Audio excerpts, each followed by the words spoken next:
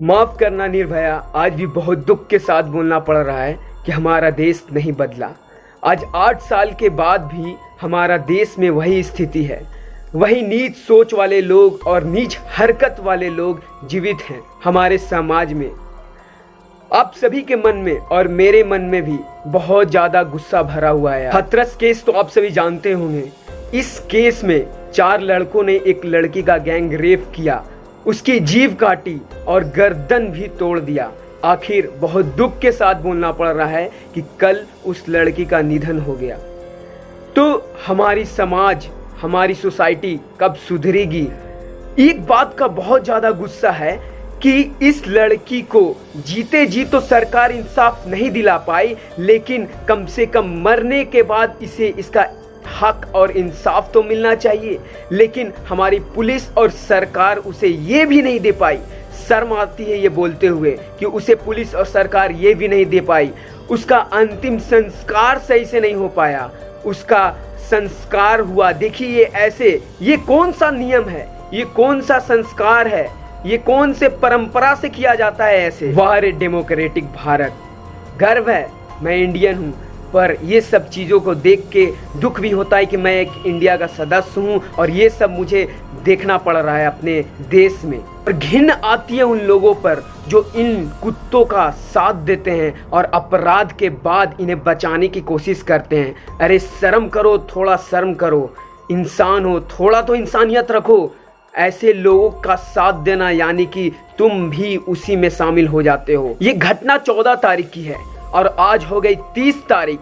इन gap के बीच में अगर उस लड़की को इंसाफ मिलता तो कम से कम वो बेचारी आराम से मर तो सकती थी, सुकून से मरती, इंसाफ लेके मरती। लेकिन ये हो नहीं पाया। उसके सामने ठोकना चाहिए था उन 4 हरामियों को, तब जाके उसे इंसाफ मिलता। सरकार ने तो उसे जीते जी उसे इंसाफ नहीं दिलाया, मरने के बाद भी हक छीनी है। आखिर क्यों कर रही है ऐसा सरकार, पुलिस? और मैं बात करना चाहूँगा उन पॉलिटिशियंस का भी जो इस मुद्दे को भी राजनीति में घुमा रहे हैं, राजनीति कर रहे हैं। अरे शर्म करो, अभी तो राजनीति मत करो। आपकी भी बेटी है, आपके भी घर में बहुत सारे महिलाएं, आपको फैमिली का रिस्पेक्ट, आपका फैमिली का फीलिंग पता होना चाहिए। तो आप कम से कम इसमें राजनीति मत खेलो। ये दलित की बेटी थी, दलित के नाम पर वोट बैंक मत बनाओ। आप इस मुद्दे को इस तरह भी बता सकते हो कि ये एक भारत की बेटी थी, तो भारत की बेटी से दिखाओ, ना कि दलित की बेटी। राजनीति मत खेलो। आसिफा, निर्भया, प्रियंका रेड्डी और भी ऐसे हजारों लड़कियां हैं जो आज अपने परिवार के साथ नहीं रही। इन कुत्तों के वजह से, इन हरामियों के वजह से। तो हमें इसे सुधारना होगा, इसे देश से निकालना होगा, समाज से दूर करना होगा इसे। और इसे करने के लिए सरकार को एक कड़ा से कड़ा कानून निकालना चाहिए। प्रियंका रेड्डी के जैसा जो न्याय मिला उस तरह से 24 घंटे के अंदर उन 4 का इनकाउंटर भी होना चाहिए। तब जाकर हमारी देश के ऐसे नीचे लोग, ऐसे नीचे सोच के लोग सुधरेंगे, वरना हमारा देश में कभी परिवर्तन नहीं आ सकता। ये देखिए 2012 में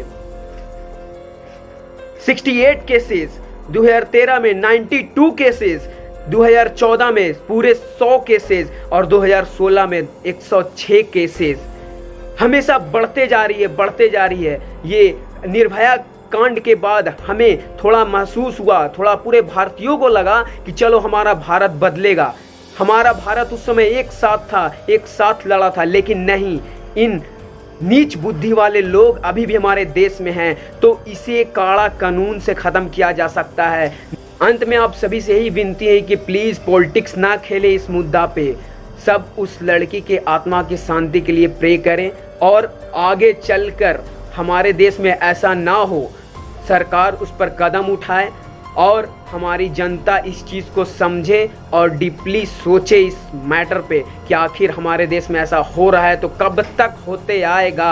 हमें आवाज़ उठाने की ज़रूरत है। हर एक व्यक्ति अगर आवाज़ उठाए तो मैं दावा करता हूँ कि सरकार को एक सही नियम और सही उपाय निकालना ही पड़ेगा।